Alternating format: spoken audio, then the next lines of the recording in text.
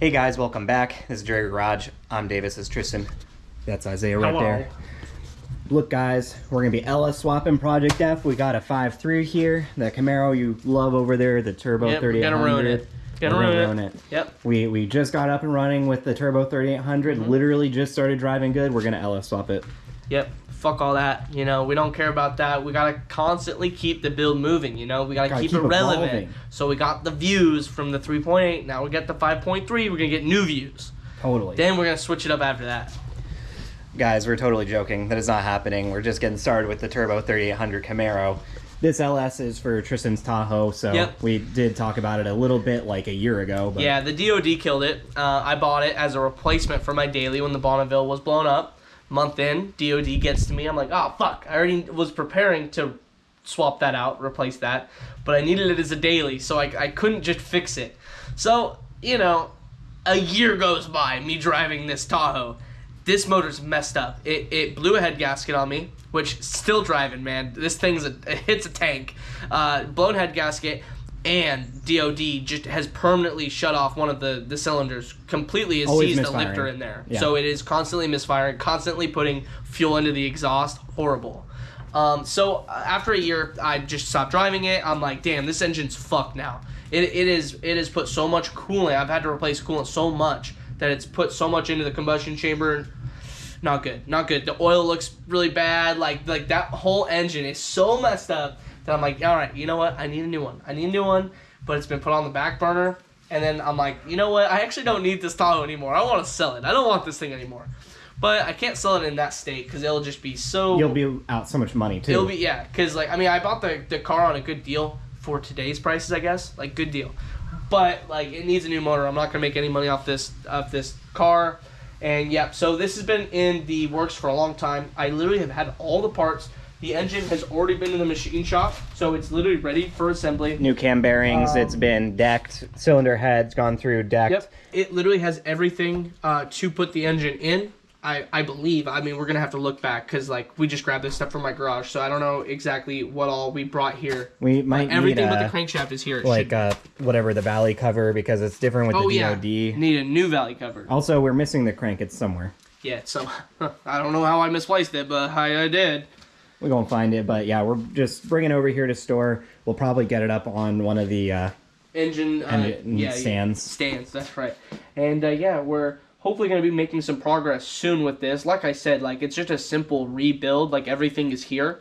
So it should be really simple. So, you know, in the next couple months, I can see this in the Tahoe and drive it. Yeah, our goal here is to just like quickly get the motor in, get it running, and then flip it so Tristan can make some money back on it. Yeah, I desperately need some money after buying a house. But like when he bought all this stuff because he intended on keeping it, he did buy like a BTR torque cam, and he, you know, got all this fancy stuff for it. Like it wasn't going to be crazy, but it was going to be nice. Yeah, like that torque cam specifically, I was really looking forward to because like low end, this truck doesn't really get up and go. You know, the 5.3 doesn't go anywhere until it's like 3,000 to 4,000 RPM. But the RPM or the torque cam was supposed to help with that, especially with towing. Yeah. I towed my Bonneville like three times. You know, so like towing 4,000 pounds. I mean, maybe you get it running and you want to keep it. Who knows? Yeah, probably not gonna. Yeah, probably. I literally don't have the fucking space for it in front of my house. Like That's the true. Camaro, my Bonneville is the only space I have for cars in front of my house. Yeah, guys, so yeah, we're just gonna get unloaded here. We actually have some minor stuff for Project F today. Nothing crazy. We'll probably take on a drive, but we got the strut tower. We're gonna see if that still fits. But on top of that, we're actually going to be doing some stuff on the Bonneville. Yep. Because we also have another strut brace over here that we never put on. Figured out how to actually make it fit. This interferes with it, but guess what? You just cut it off. Yeah, and then the only thing that's really going to be a problem is possibly the fuel line, because I noticed that the fuel line was really like trying to be bent down by that thing. Maybe disconnect it and then route it above or something. Maybe. So we'll just have to look at that. But now that he knows that we can just lop off one of those ears on each side and it will fit a lot better, that's great. Because before, to even make it work, it looked like we had to space it up to avoid that, and that was dumb. So. Oh, I guess just some minor updates also with Project F. On our last video we had it, but I didn't actually show it. I made another tensioner for the belt system, so the belt's good now. I went to Pick and Pull and I got a new North Star MAF sensor, and it seems to be running better. It has the actual like honeycomb screen in there, which is GM calls it the air straightener. So I think the MAF is getting a little bit better readings. And then we have new VR1 20W50 oil for it, new filter. So we're just gonna put that in. Needs the extra protection. So and then down the road, we're going to take the valve covers off and retorque the heads, and then double check the push rod length just to be absolutely sure we're good. Just make sure it's lashed at like a good good number, because we're hearing a lot of like valve train noise, and we know that that's normal. The Bonneville, we hear it. Sure. We should also check it too, because you have stock push rods in there, but you have a aftermarket cam in it. Yeah, you're right. So we should, because we never even attempted to try to check. We checked that one time, but we don't think we checked it in the correct way to do it.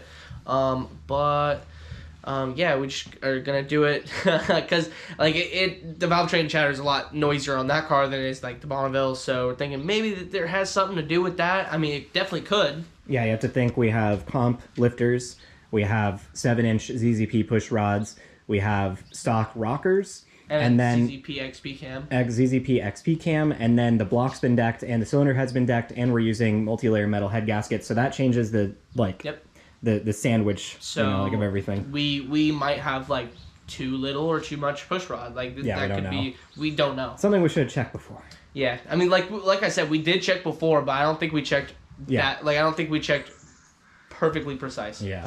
All right, guys. So we're gonna go ahead and get this out and put it on the engine stand here, and we'll be right back.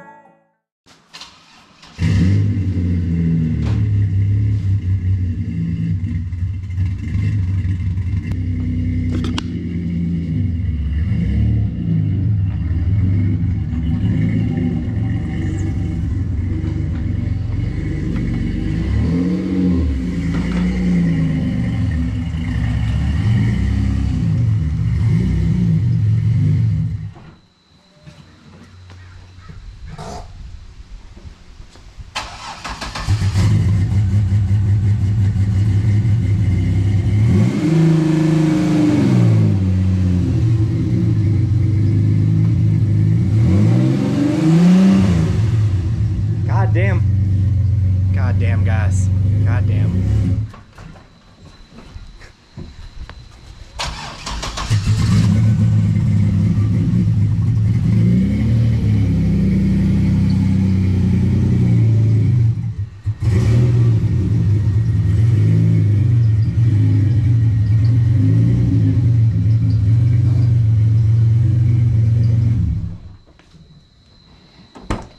Gotta love that cold start revving to like 5K to burn the clutch out.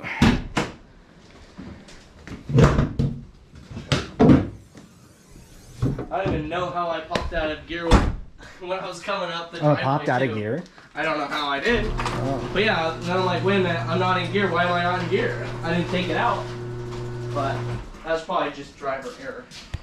There you go, guys. There's the thumbnail. LS going into Project F. Fuck yeah. You should stand next to it and do like crazy expression, like whoa. Right. What? Like. There you go. Yeah, that's a thumbnail right there. Or like, you know, like the fucking all the YouTubers, they like. Yeah, just like the that. soy boy face. What the? Whoa. Yep, that's how we get our thumbnails. This is like literally hanging over, like. Oh, man. Yep. So obviously this not going in the Camaro, guys. It's just for the thumbnail. Says you. I mean, we can send it in, yeah. I mean, I'd make it at least into the Camaro. Yeah. So guys, we're just gonna quickly do an oil change on it, and I think that's all we have for the Camaro, really. That's the, if I can show you here. Right there, that's the tensioner I made. It's pretty good. It's pretty good. And I mean, it seems pretty damn good. it started up good too, actually. Like, it didn't try killing itself at all. No, it didn't. Except when you tried killing it. Yeah, when I killed it. Yeah, many times. But Yeah, that tensioner seems like it's doing good. oh, I should probably raise this if we're going to be lifting the car a little bit. All right, guys, we'll be back. All right, guys, so got it up in the air. We had this old strut tower brace from the Camaro when he got it, and it looks like it'll fit. Basically, we'll just need to maybe redo some of these vacuum lines, but everything sits over it. It's going to go down farther, so it's not going to interfere with the throttle cables. I might need to do something about the strap I made here. It might just sit over it, but anyway, it's not going on today. Tristan wants to paint it the same color as the AMC blue, so it matches. Honestly, it seems like already it fits better than the Bonnevilles. Yeah, well, the Bonnevilles we have to modify. But. Exactly.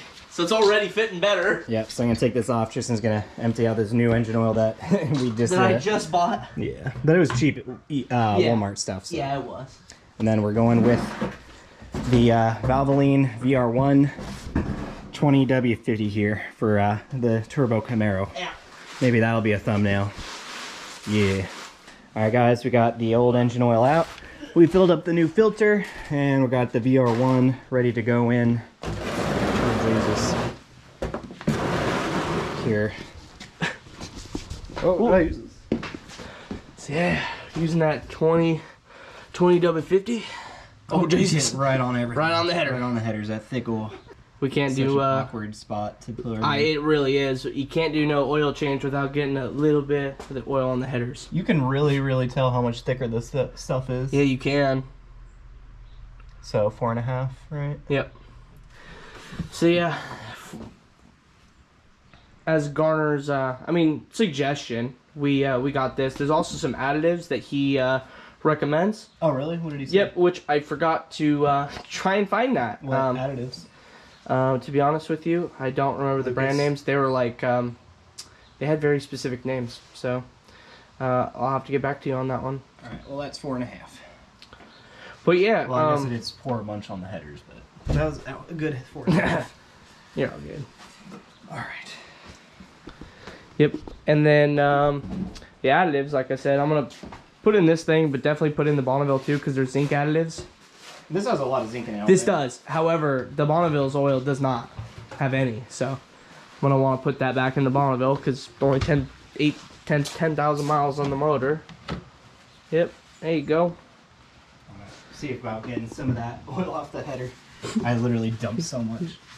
And it's going to smoke either way, but... It will.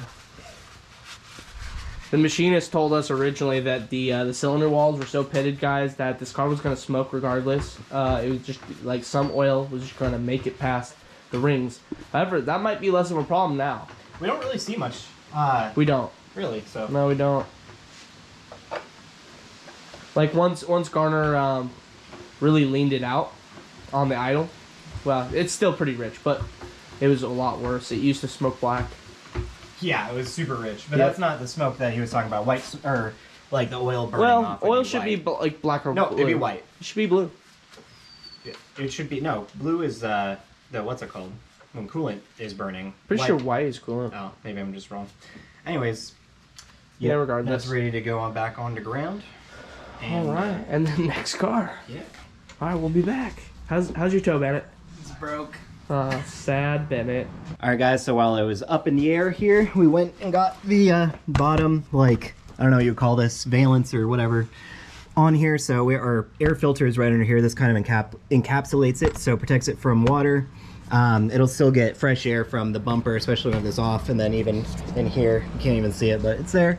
And then we got this splitter, whatever this does. I think it just air hits it and then it forces it up rather than like under the car. So a little bit better airflow for the radiator and intercooler. Oh, also we had to cut this thing up like significantly, like this, well, yeah, because it would. The standard one, would be it's the radiator was sideways. Yeah. So now it's stood up and. Oh yeah, it was angled, and so this is like part of the air dam that will help it go up. But we had to cut all that out, so that doesn't exist anymore. Yep, but it is all encapsulated in there for the intake.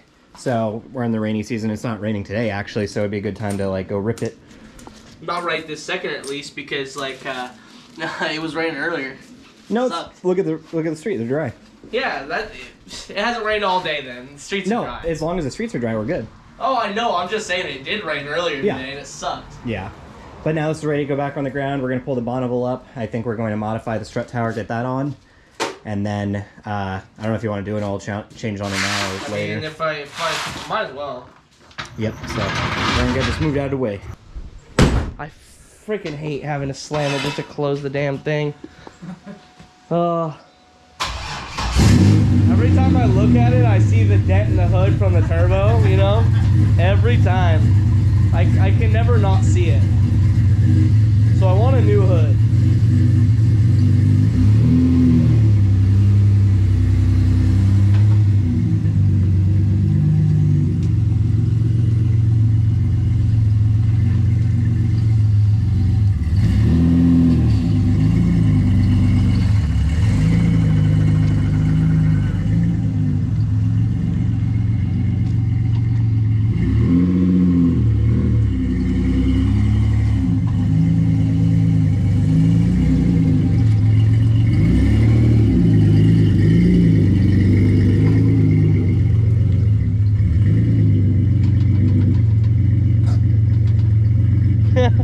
I see all the smoke from the oil on the header. Yeah. It's pouring out of the freaking hood.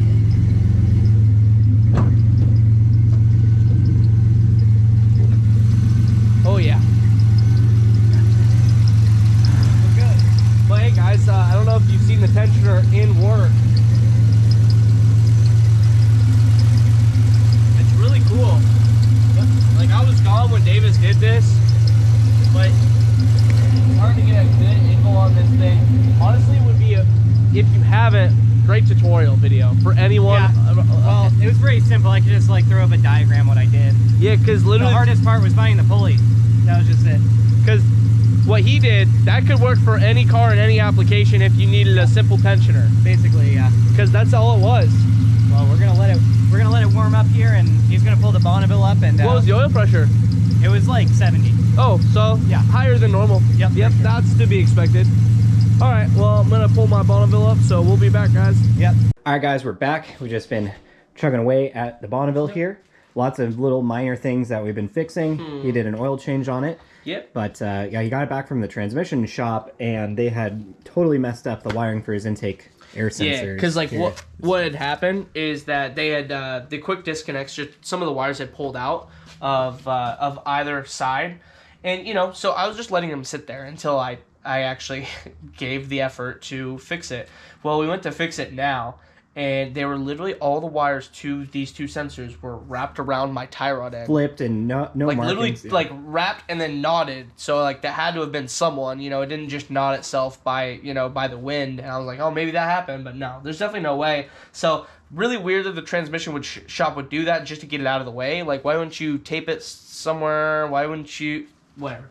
So super Horrible. weird. And then I've had an exhaust rattle for like the last year. It's really annoyed the hell out of me. We thought it was a V-band or something. We thought it was a V-band, and so this is really the first time that I've done actual testing and actually gotten under there with the cat.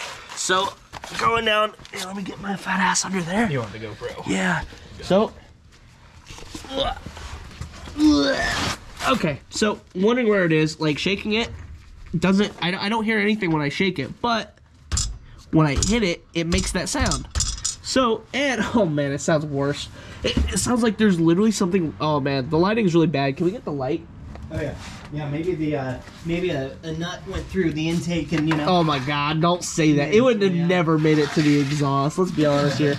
So, yeah, sorry about the angle that I am recording in, guys. It's not the greatest. So anyways, yeah, so when I hit the cat, you can hear that too, guys, right? And so I put my ear right up to it because I thought maybe it's the flex pipe because I know that these go bad after a while. Like, they just do. And I think the light just died on me. But that's fine. But yeah, I put my ear right up to the cat.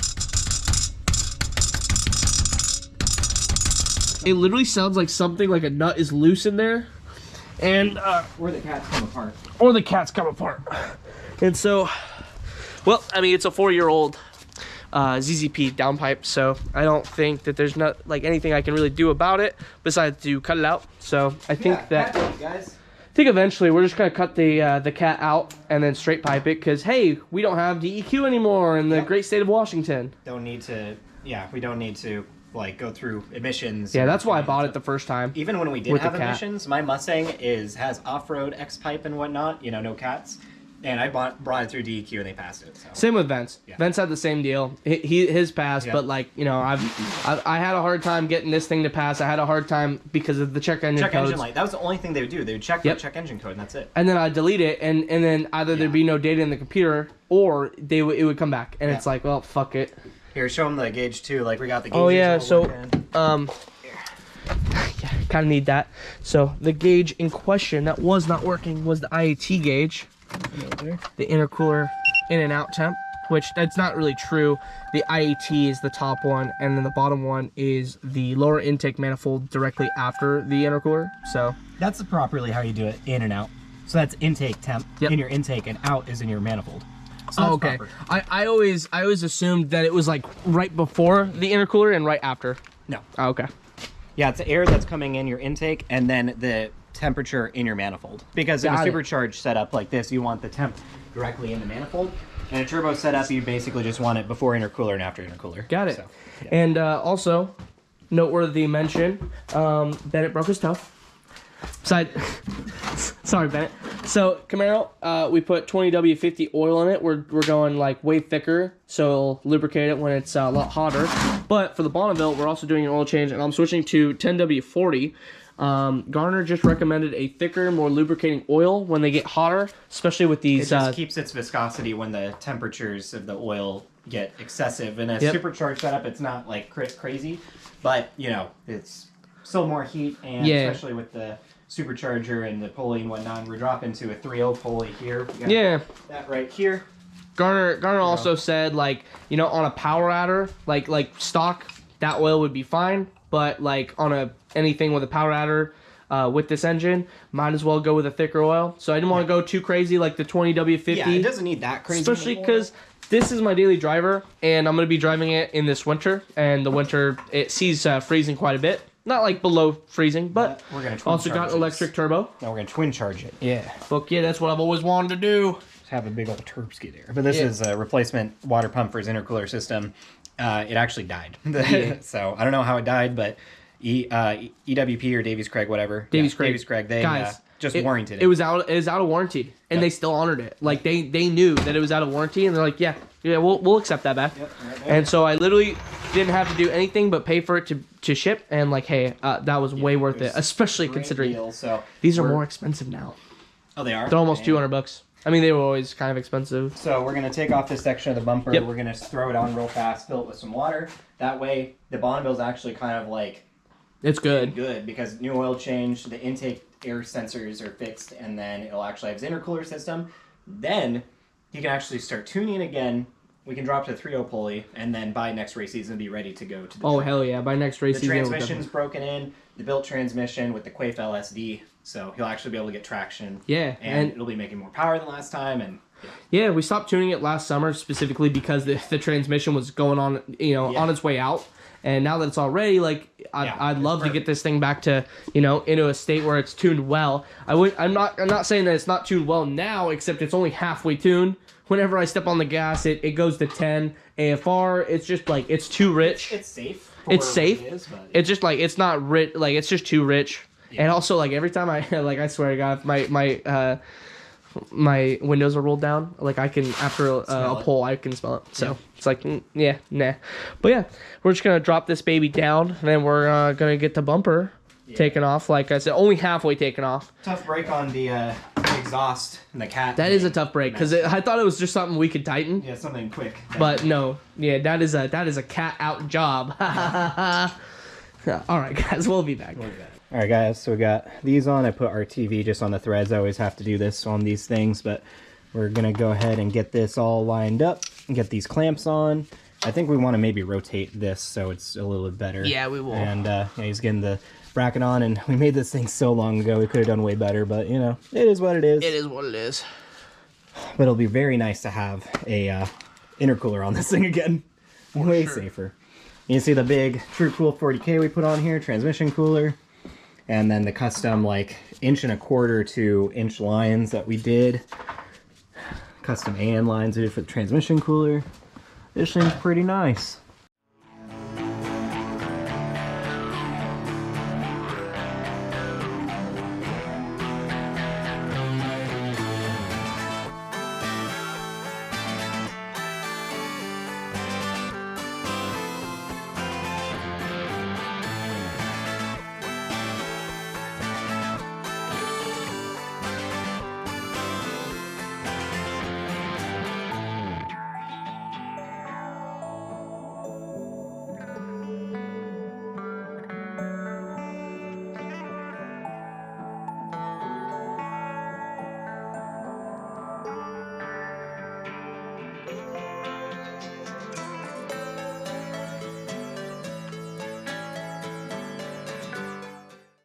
Alright guys, we got our pump all situated here, and gonna start added some coolant, just straight concentrate, and he's going to... It's been a long time since you guys had seen our mount. Oh yeah, this great design. It doesn't go anywhere. Perfect. Yeah, but now we're just filling it up, and well, There you go, it's fill it almost up a ready to little bit rip. more. Be careful with pouring too much, it'll... Shoot out. Yeah. Yep, like I said, we put some concentrate in there. Yeah, you went too high. That's fine. At least it's just water. Oh, I see. It's the air bubbles. Yep. Yeah. But you can see we do have a clear line here. I guess you guys can't see because of GoPro. I can barely lighting. see it. Yeah, So I think that clear line is filled. add a little bit more.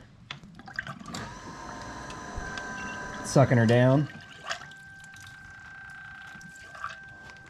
You can keep her going.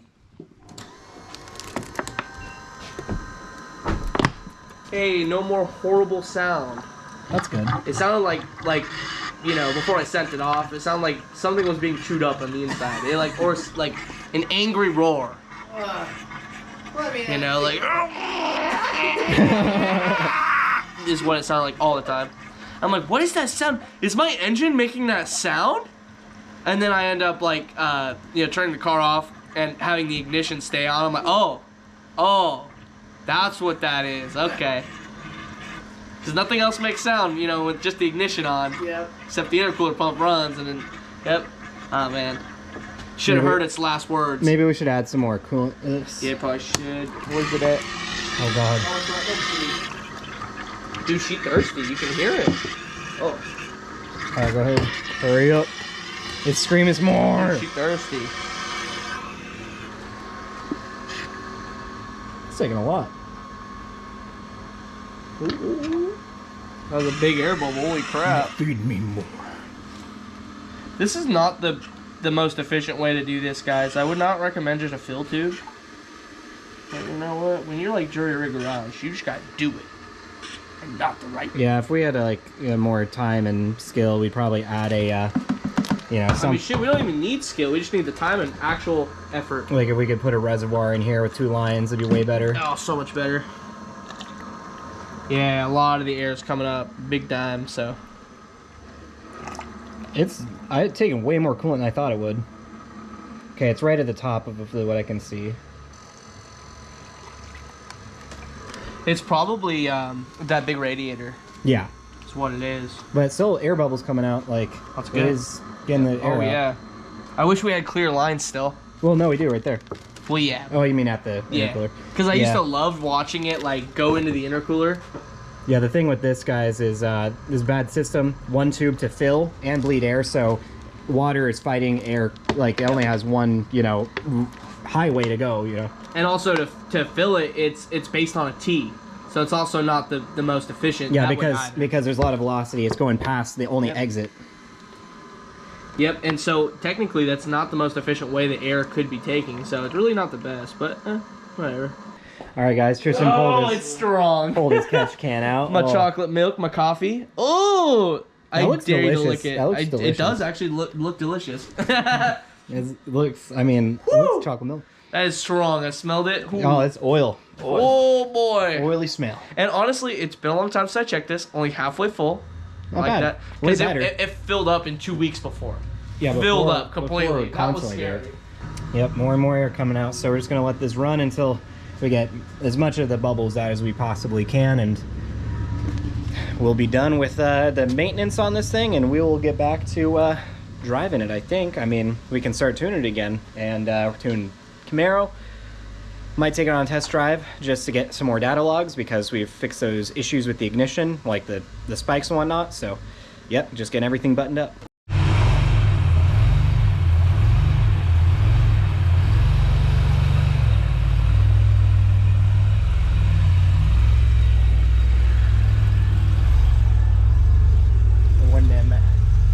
Oh yeah. Your wideband's still warming up. Yep. There it goes. Sitting a little richer. A little rich, but it's cold, so it's gonna be a bit richer. But nice. You know what? I mean, I don't know what I was expecting. I was expecting like maybe a little bit of pressure increase, but then again, it's the same weight oil when it's cold, so that's true. 10, it is. so it's literally the same weight when it's cold. Yeah, it's the same. It's the same PSI. I mean, that'll be interesting test for the Camaro once we run this, because we'll see if it is picking up oil pressure when it's hot. Because definitely when it's hot, it gets down to like 45. Right, and it should see a lot. Good job. It should see a lot higher. Yep. Like now. God damn it. So I'm actually gonna go ahead and, oh god, the lighting. There we go, that's a little bit better. The lighting. I'm gonna go ahead and set up the GoPro in the car. I'm actually gonna, I have this like whole kit that Tristan just messed this up. one right here? Yeah, I've had it for a while, but I've never really put it to use. So I'm actually gonna mount it so you'll be able to see me and Tristan as we drive. So that'll be a little bit better. We got this guy right here to go on the windshield. All right, guys, we got the new view here. Gonna go on a little test drive.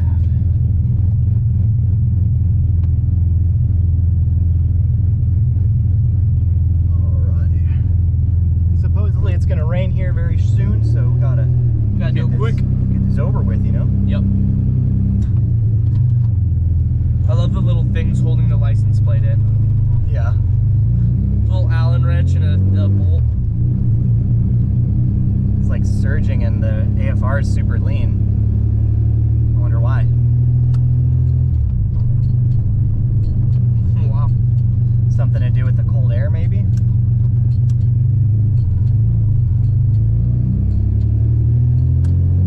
I mean, last week when we drove it, it was fine. Yeah. That's really rich. Or sorry, lean. Really lean right now. It's going up to That's better. 16 right now, AFR. Yeah, right there was 14 when in third, so maybe just like low speed stuff's like... We're gonna watch that if we want to do any pulls. Oh, also it's the new map. Oh, new map. So it might be reading differently, so it's gonna do the feel Because we differently. did change some stuff, right, with the map to get it to read right. Alright, I'm gonna go into a second gear pull, okay? Okay. Woo! Well, besides that that noise, Backfire. It did well on Yeah. the AFR. Really? I wasn't watching. It I was was like, oh, boost! It was like 13. It was like 12 to 13 the whole time. So Damn, that that's felt good. fucking awesome, guys. Damn, that was amazing. Yeah, it was like high 12s, low 13s that whole time, which Okay, a that's little bit richer would be, I think, is what he's shooting for. Yeah. But that's really close.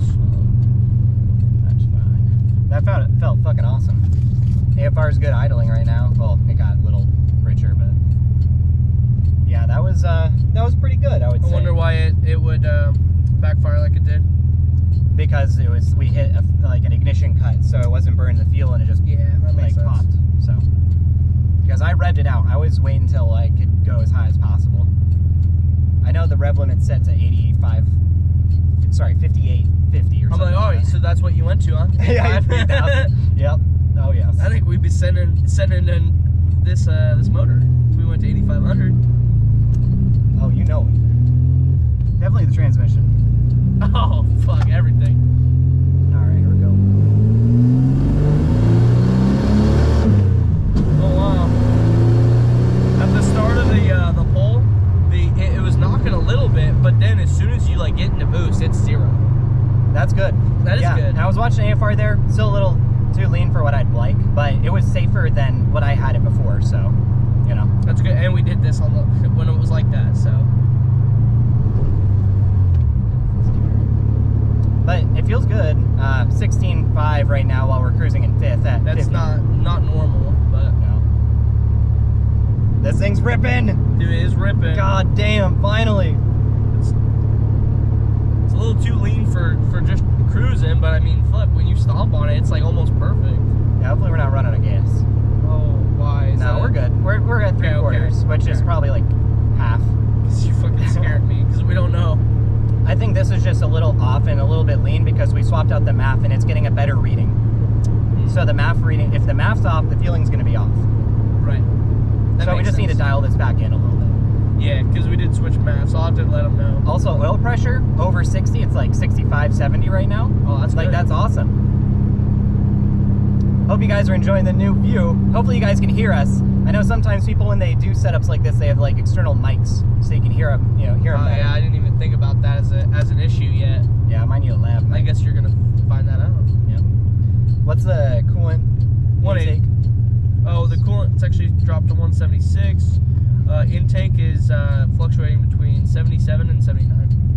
Nice. I think that it's liking the new oil. That's good. Because normally right now, like, we've only been driving a little bit, but at this point, the motor's hot, you know?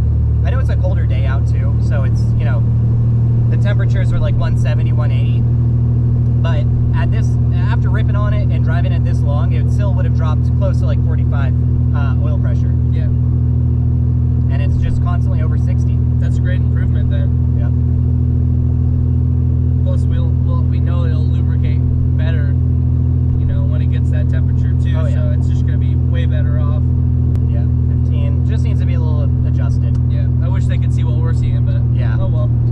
Be cool if we had like a camera either on the back or on a side glass too, get multiple angles. Yeah. I do have multiple GoPros. I could do that. You could.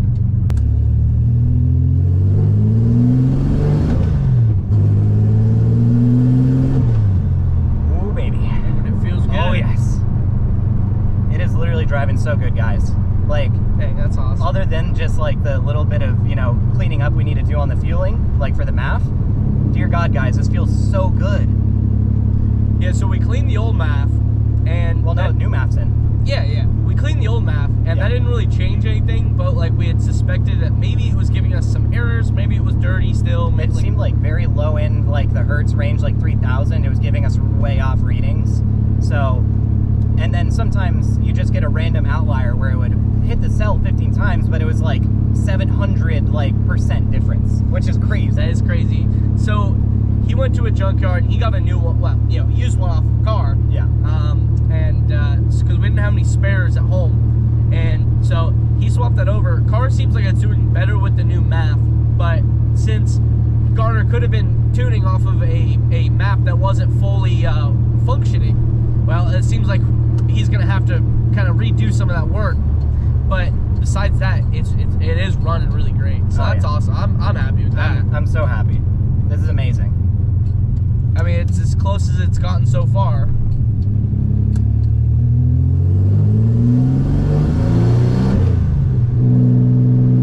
Oh, dude, it feels so good. Like this thing just screams. It wants screams. more. And then every time you shift, I'm just expecting you to just fucking stay in it, man. Like, I know. man, I can't wait to take this to a track and try full effort to try and go as fast as possible. Oh yes, this thing, like, in its current setup, like, you can feel the torque, you can feel the power. I don't see why this couldn't easily get into 13s as is, maybe even like a high 12, but maybe I'm undercutting it. Maybe it could go even faster. I mean, we turn up the boost, we get a boost, like a little boost gauge or a boost controller, add a little bit more, or just put a different spring in. Yeah, I would love to get a boost controller and then just stay on the same spring. Yeah, I'd love that. Just so you can turn up just a little bit. Yeah. Just add a couple more pounds. Because then on the fly, I could turn it up, and then for other people, if they want to drive it, I could just turn it back down instantly. You know, instead of installing another spring. Still over 60 pounds of oil pressure. Before, this would guaranteed be below 60. So yeah, that was actually kind of worrying us when the pressure kept going lower than 50.